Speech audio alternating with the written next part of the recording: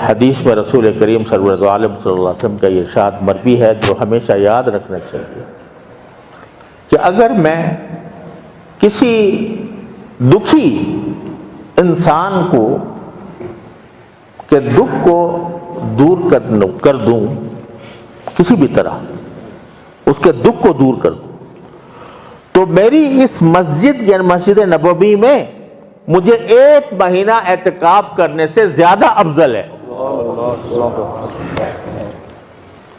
اللہ اکبر، تصور کرو، اعتکاف کس کا؟ نبی کا، کس کی طرف سے؟